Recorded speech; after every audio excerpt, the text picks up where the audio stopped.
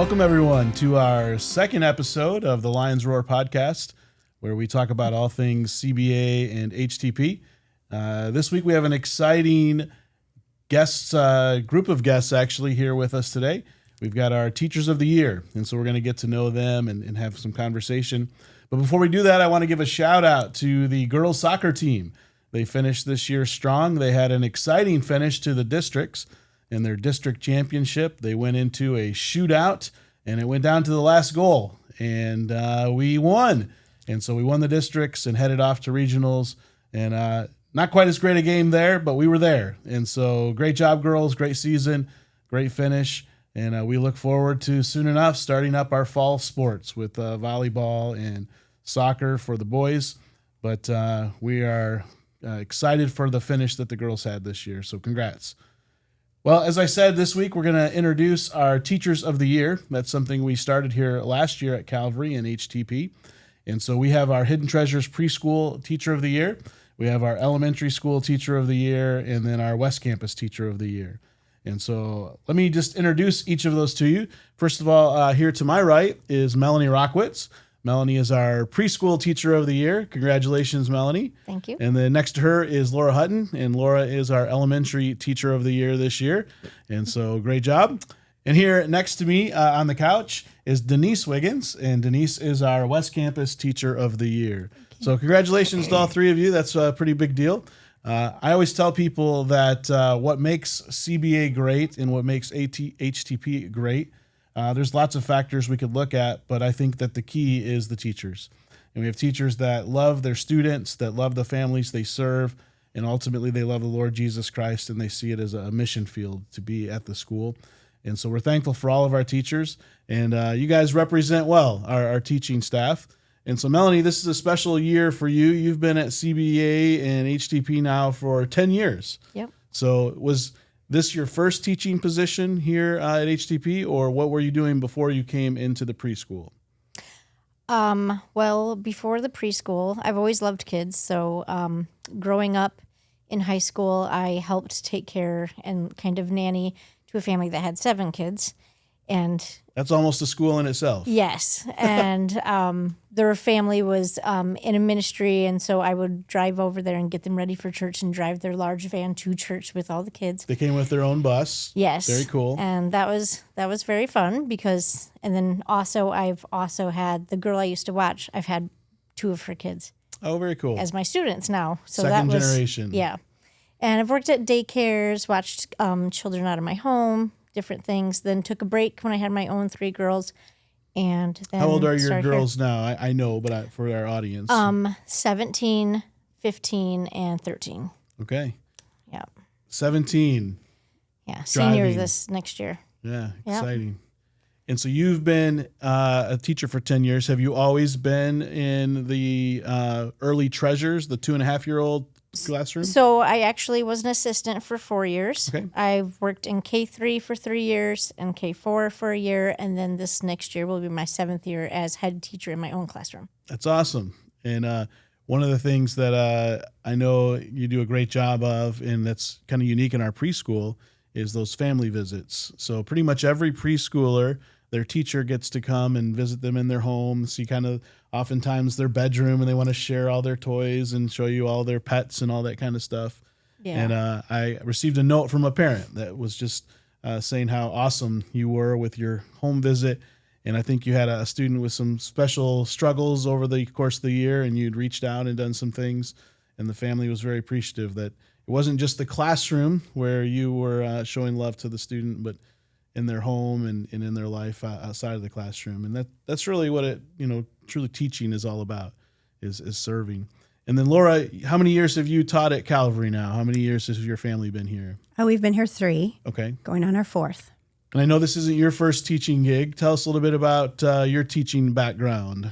Yes, I taught at Plymouth Christian Academy for 6 years before I had my kids, and then stopped and homeschooled quite a bit, was in different groups there teaching, and then now I'm here at Calvary.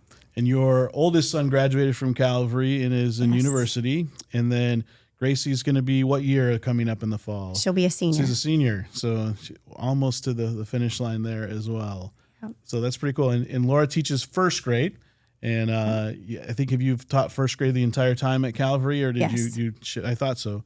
And so one of the things I know that you're passionate about, and you brought some new reading material in a new program. Why don't you tell us just a little bit briefly about that reading program that you introduced and we've adopted in the elementary school at the lower level? Right. It's called Secret Stories, and it really helps the kids to decode words better by using what they already know and going in the back door of the brain, as they say, to help kids use what they know to be able to decode the words. For example, AU and AW, they say aw, and we show the kids the letters and then hearts coming off of the letters to show that they're in love. So when they see the AU and the AW, they know that those two letters make the aw sound for August. And it just helps kids know about moms and dads being in love, grandmas and grandpas. So we're already using what they know to help them with the letters to decode words that are really tough. It's really unique. So it kind of makes it fun. And that's not just something I'm learning, which is fun in itself when you learn new things, but then even the process is enjoyable. I remember my kids with the leapfrog and some of those videos and kinds of things, stories, and how the stories made it more memorable for them to learn the concepts. And it sounds like very similar, at least the thought process behind it. Very cool. And Denise, you've been probably here the longest. How many years have you been at Calvary now? I just finished up my 16th year. Very good. I remember we were talking with my kids, because you taught my children in elementary school, because you were an elementary teacher. Right. So tell me all of the positions. We've got plenty of time. All the different roles that you've played over those 16 years and what classrooms you kind of covered. Okay. So before I came to Calvary, Calvary's the fourth school that I've taught at. So I taught in 3 other Christian schools from the time that I started teaching. But when I came in Calvary, when we moved in the area, I started out subbing. So that was a long time ago. Then I worked part-time as an aide in the preschool, and then went full-time teaching second grade. So I taught a few years of second grade. Oh, wow. I didn't realize you were that low on the grade level. I know. level. That's the lowest I had ever taught. Not low as in less important, but that low of a grade just level. on the trenches of different skills, like in the trenches at the beginning of different skills than what I had taught. And then moved with the overflow group to 3rd and 4th, which I had already taught several years, 3rd and 4th and 4th grade, then 4th and 5th, then moved up into secondary. And if I really were to list all the different ones that I've taught, do you want me to do Classrooms, I've often said, I told you this before, like the Swiss Army knife of teachers, right? That very few teachers can you move into that many different positions and they do it well. And yet you've not just survived, you've thrived. And most recently, now you're teaching speech and drama, amongst other things. And that was a big step up, drama. I went to beginning drama before into drama. The first year I ever taught out of college, I taught speech. Okay. So that was coming back around. That is something that I taught at other schools as well. Sure. And then had beginning drama really for several years now, quite. Doing the Character First Chapels. The Character First Chapels, the Generous Classroom Chapels, working with those 9th graders, getting them used to doing public speaking. And really something that might be daunting, which is leading an elementary chapel with a lot of children. And then this was my second year with the senior high drama. Yeah, I think that's a bigger challenge. Like even, I speak pretty regularly. I feel it's a bigger challenge doing chapel with elementary students than with the high school students for some reason. They're more intimidating.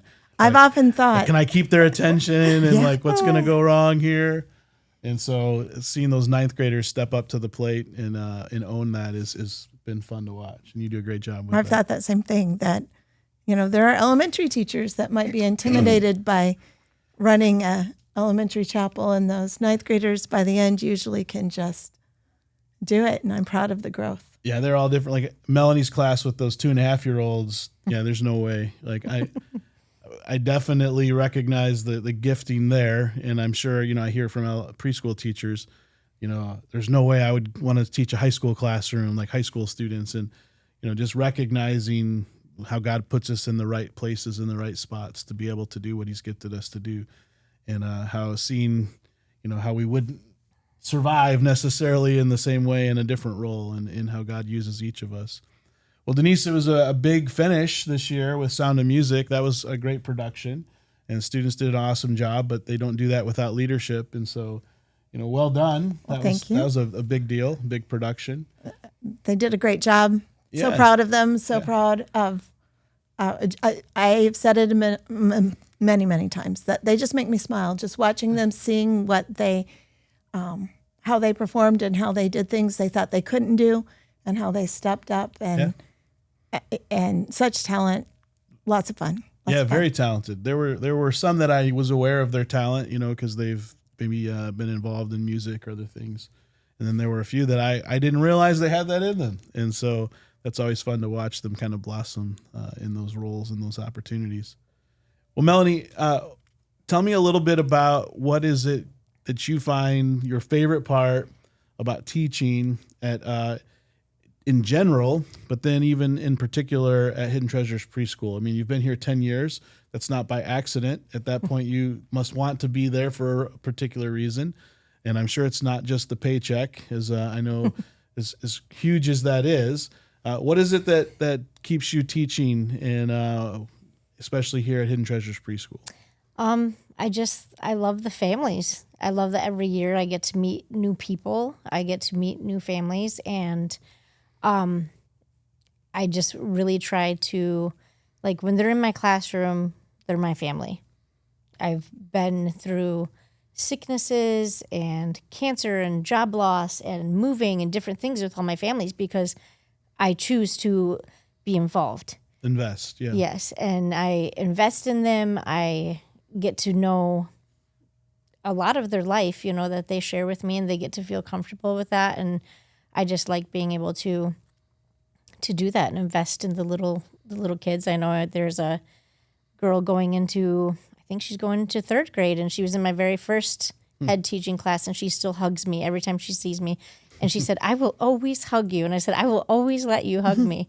So I just love being able to build the bonds with those children and the families. And I love being at HTP because I could do this anywhere. I've taught at other daycares, but I can teach them about Jesus.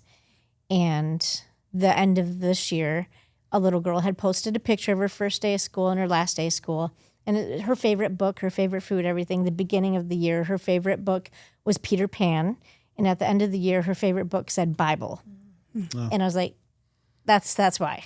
That's why I'm here, because her favorite book changed to the Bible. And I got to teach her that. I got to introduce her to that. So that's awesome. Laura, what would you say is the highlight for you teaching at Calvary and the first grade down there? Yes. Well, I love the light bulb moments. So they have a big growth in first grade where they start out, and we're adding a lot more learning to the day. And they go from K4 pre-primer reading level, and then they just blossom all throughout the year, and to see that growth is huge.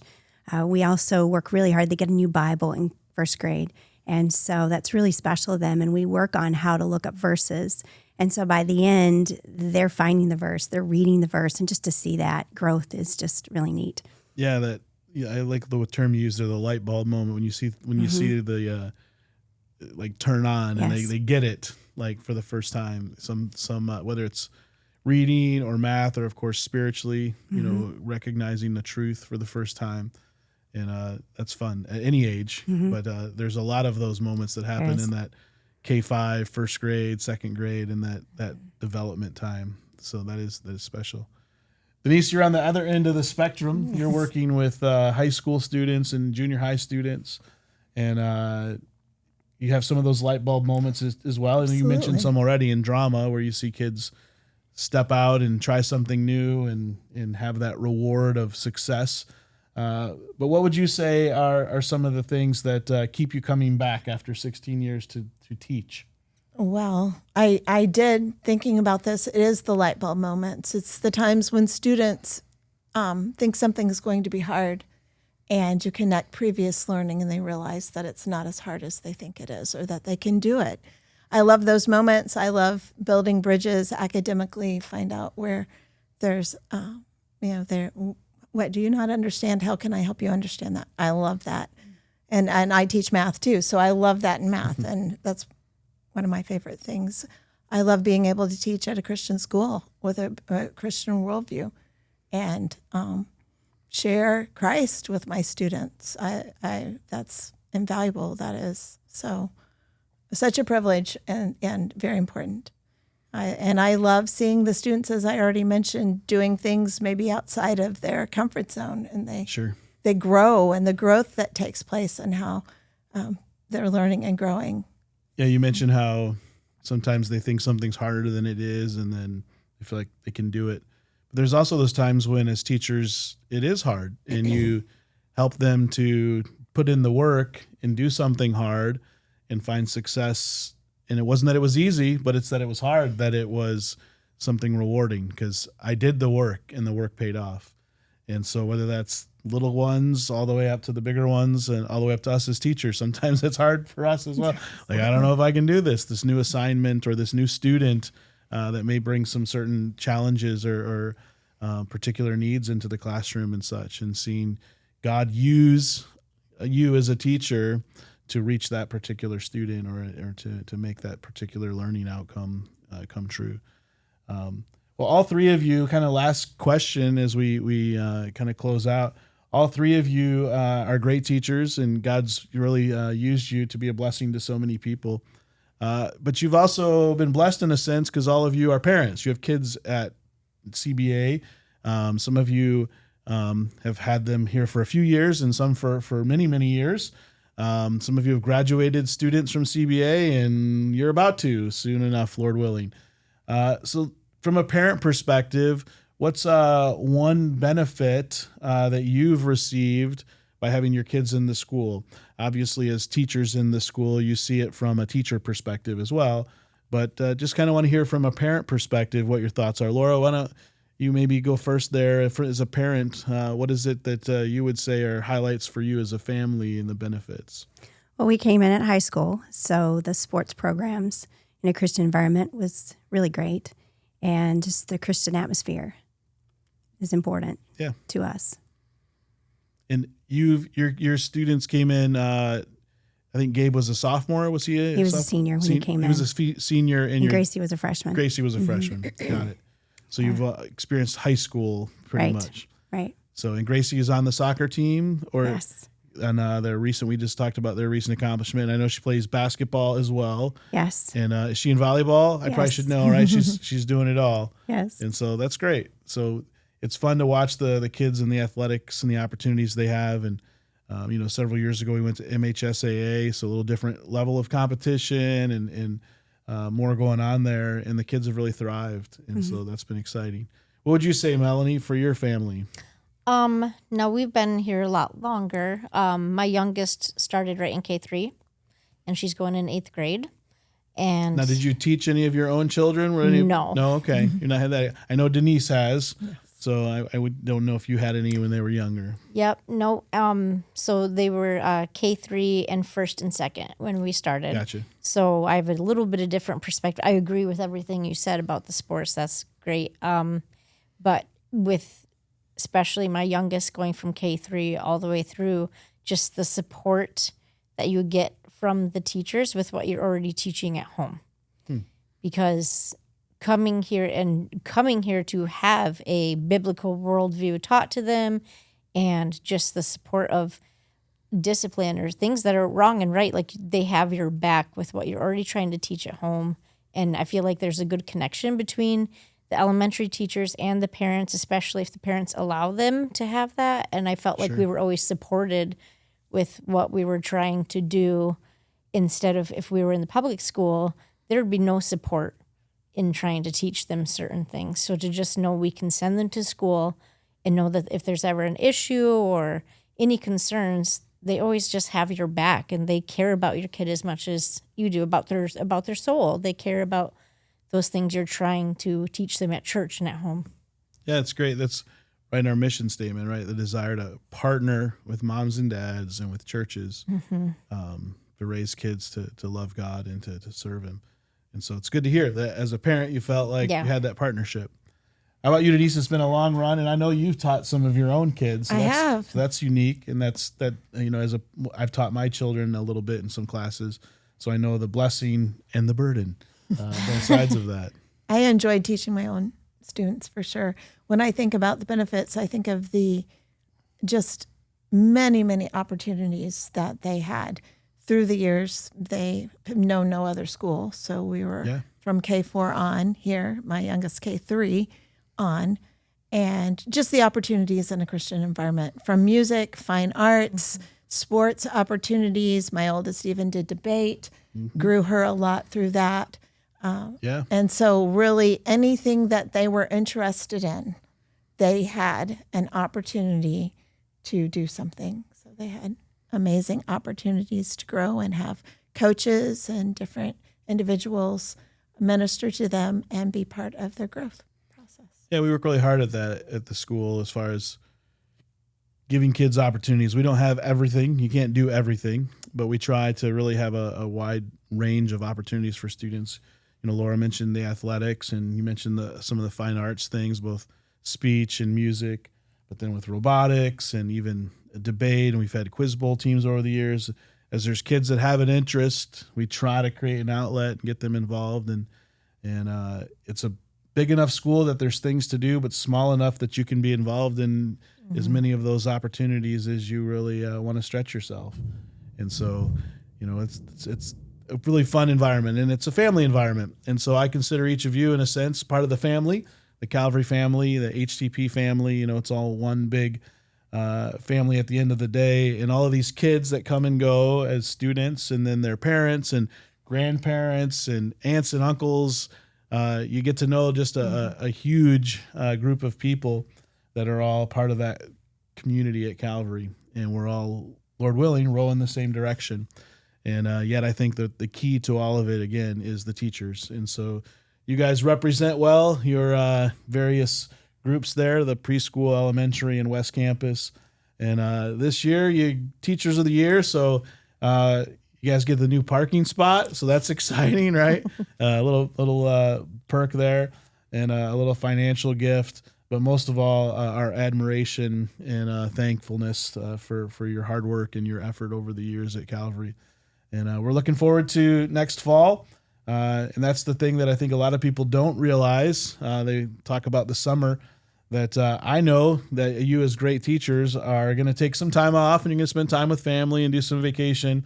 But I dare say you've already started plans for this fall, and you've started looking at curriculum and looking at preparations for bulletin boards and decorations and just all the different pieces heading into the next school year.